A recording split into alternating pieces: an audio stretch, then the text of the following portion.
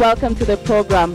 1.15 billion shillings. It is a staggering number, enough to pay for the school fees of over 800,000 primary school children for 1 year. Yet this is what is extorted from hundreds of thousands of hawkers and informal traders in Nairobi every year. Many of these people earn 10,000 shillings or less every month. And Africa Uncensored Investigations has established just who is involved in the extortion ring. City Inspectorate officers who should be protecting this very same people. They do it with impunity, almost as if it is their job to collect these bribes. Who are they and how do they collect these bribes? We're about to answer that question in the second part of this investigation's Kanjo Kingdom. It comes to you tonight with Muhammad Ali at 7:30 p.m. and John Allen Namu at 9:30 p.m. only on KTN News. Here is a sneak preview.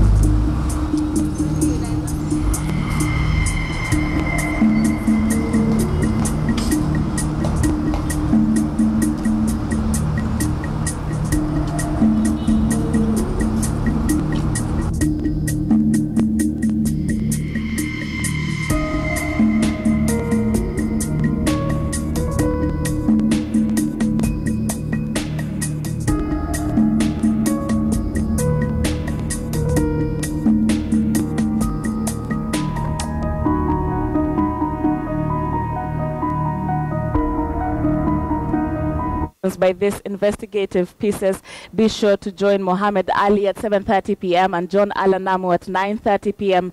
tonight for the Kanjo Kingdom, the second part of that. Now, Wiper Democratic Movement Party leader Kalonzo Musyoka is confident that he will clinch the court presidential ticket. Kalonzo says the coalition will hold nominations to decide which of the three core principals will take the party ticket. The former vice president was addressing mourners at the burial of Mama Ruth Mawia, mother of Minority Leader Francis Nyenze in Kitui County. Kiminini Member of Parliament Chris Wamalwa claimed that there is a MOU signed by the court principals that Kalonzo Musyoka will be presidential flag in 2017.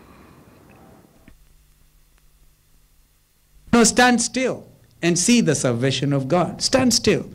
We don't come with a lot of strength financially, lakini akili yetu itaokoa Kenya hii. I know there was an MOU, and I was part and parcel of that MOU.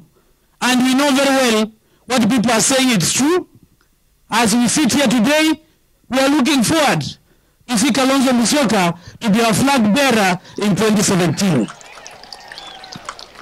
Sisi katika code, we are not flaggers. We are shareholders. And there must be respect for each other. Now, in the wake of the recent ruling over the case against Deputy President William Ruto and radio journalist Joshua Arap Sang, Tanzanians have expressed their view on the International Criminal Court. Hii mahakama kwa upande mwingine ina faida yake na ina hasara yake, unaona? Sababu mfano mzuri hasara zake kwamba inaonekana kwamba inahukumu sana viongozi wa Afrika kuliko Ulaya na Marekani. Kwa sababu mfano kuna viongozi mbalimbali wa Ulaya wajafanya makosa mbalimbali, lakini hiyo mahakama hawapeleki kule. Japokuwa hii mahakama bado iko chini ya Umoja wa Mataifa, lakini inaonekana kwamba Waafrika ndio wanaopelekwa kule zaidi, kwamba mikomiti ya makosa ya war crime, sijui crime against war. Lakini ukija katika upande wa pili, faida yake ni kwamba kwa sisi Afrika wenyewe kama sisi kuhukumu viongozi wetu wa juu ni kazi sana. Mfano Afrika, kwa hapa Afrika Mashariki tu, katiba zetu zenyewe aziruhusu rais akishachia ngazi, katiba inamkataza asihukumiwe. Ina maana kwamba kipindi kile alipokuwa madarakani, kwanza kipindi kile ambapo hajaingia madarakani, kama akafanya makosa na akishaingia madarakani na hata akistaafu, hata kama alifanya kosa la aina gani lolote, katiba ile inamlinda kwamba usiweze kufungua kesi mahakamani dhidi yake. Maana yake nini? The option ambayo inapokuwepo ambayo yenye nguvu ni ICC. Unaona? Na inachoonekana kwamba ndiyo kweli mahakama ina matatizo, lakini kuna baadhi ya viongozi wengi wa Afrika wanataka kujitoa kwa sababu wanajua kabisa kwamba ile mahakama ina uwezo wa kuconvict.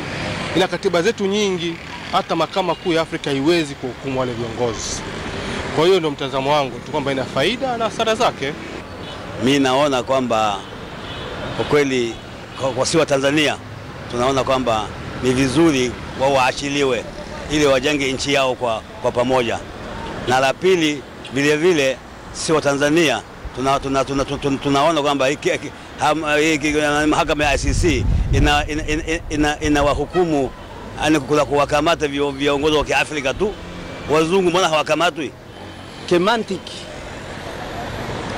sielewi kuna maana gani mtu ameshaambiwa kwamba alifanya makosa alafu baadaye akawa ni mzuri. Hili somo hili la kwanza hili alikuwa na makosa na hili la pili kawa mzuri.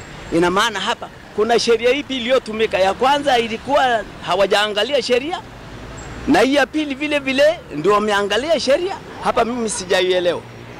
Kwa hiyo ina maana kwamba mahakama hii inatusababisha si wananchi kutuchonganisha au Afrika kutuchonganisha. Kilichofanyika kule mahakama ya ICC ni kutokuwa na ushahidi wa kutoka bara la Afrika. Kwa anayeendesha kesi ndio huyo nitakuwa toa ushahidi. Alafu huyo tena apate huyo tena nitakuwa apate ushahidi kutoka Afrika, lakini sio Afrika tujaenda kutoa ushahidi hususan Kenya. Kwa hiyo wale walichokifanya wamekosa ushahidi ule wa moja kwa moja.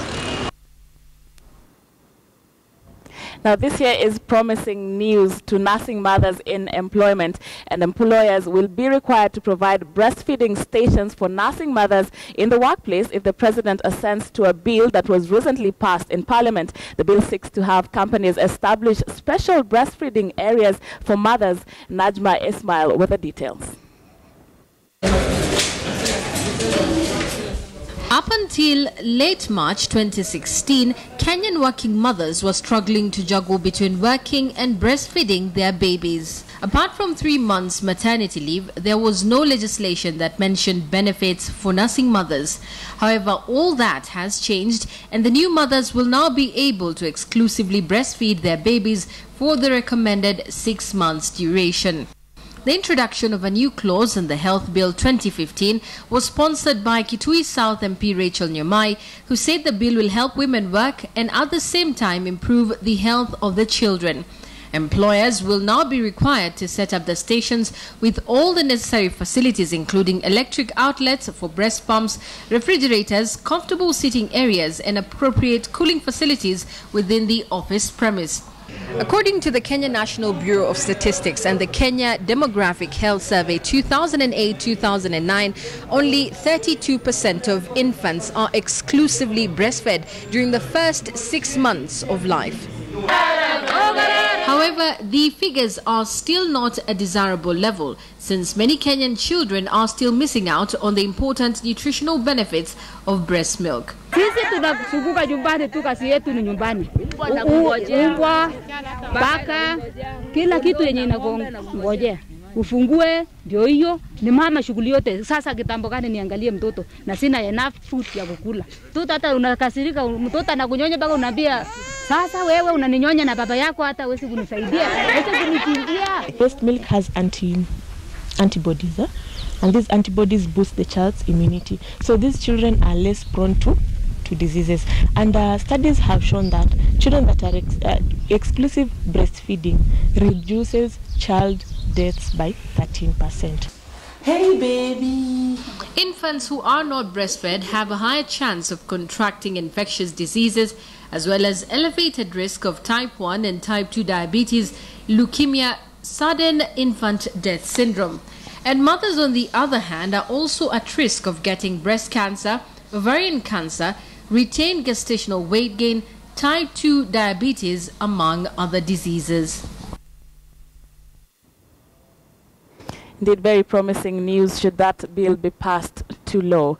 Now, the Horn of Africa region has been hit by one of its worst droughts in decades, affecting 20 million people. According to the United Nations and aid organizations, close to 10 million Ethiopians could suffer from acute malnutrition or starvation unless help arrives. And in Somalia, thousands may die. The drought was caused by the lack of rain from 2 consecutive rainy seasons due to El Nino climate phenomena. Aid agencies and the Ethiopian government say that $1.4 billion is required to provide relief and long-term care for 10 million people, in addition to the 8 million people that the United States feeds at the cost of $100 million annually. According to Somaliland authorities, more than 450,000 people are in need of help, and more than 50,000 children in Somalia face death because of the drought. Caused thousands of nomadic people to walk days in search of food and water after losing their livestock. The United Nations and other aid organizations are appealing for money for drought relief. However, international response for funding is too slow to come. Aid agencies and the Ethiopian government say $1.4 billion is required to provide relief and long-term care for 10 million people. In addition to the 8 million people the United States feeds at the cost of $100 million every year. The peak of the crisis is still to come.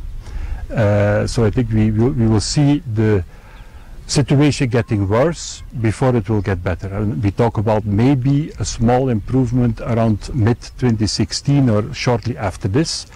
Therefore, a step up of the humanitarian operation is absolutely necessary. So far, only $400 million has been raised from the Ethiopian government and the donors.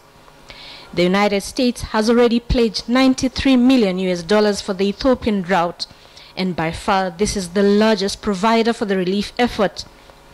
But unless other rich countries contribute, the drought might become a full-blown famine. The Obama administration has dispatched a U.S. Agency for International Development Disaster Response team to address the situation in Ethiopia. But the drought has also been devastating throughout the region. In Eritrea, Somalia, Djibouti and Somaliland. Over the course of last year, in many places it simply didn't rain. Now that obviously had an impact on agriculture, but also on drinking water. For those in areas which are used to accessing shallow drinking water wells, many of them have dried up, which has started to also be a factor in driving displacement. According to Somaliland authorities, more than 450,000 people are in need of help. In Somalia, violence and political instability have hampered access to aid. According to the United States, more than 50,000 children in Somalia face death because of the drought. Ellen Wanjiru, KTN News.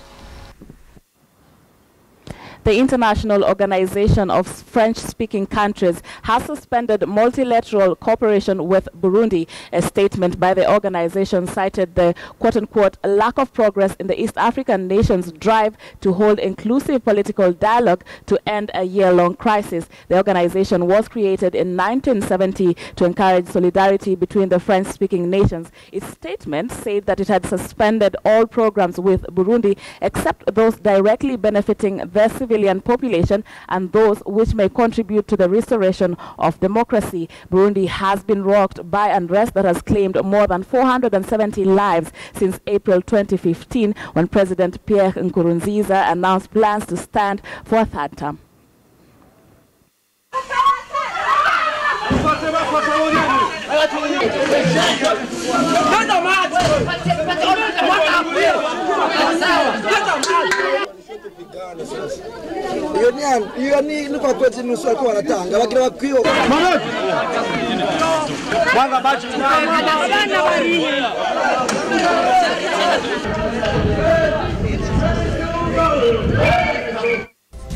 Well, it is on that sporty note that we end today's edition of Weekend at 1. Thank you so much for watching and enjoy the rest of your weekend. I'm Sharon Mumanyi. Good afternoon.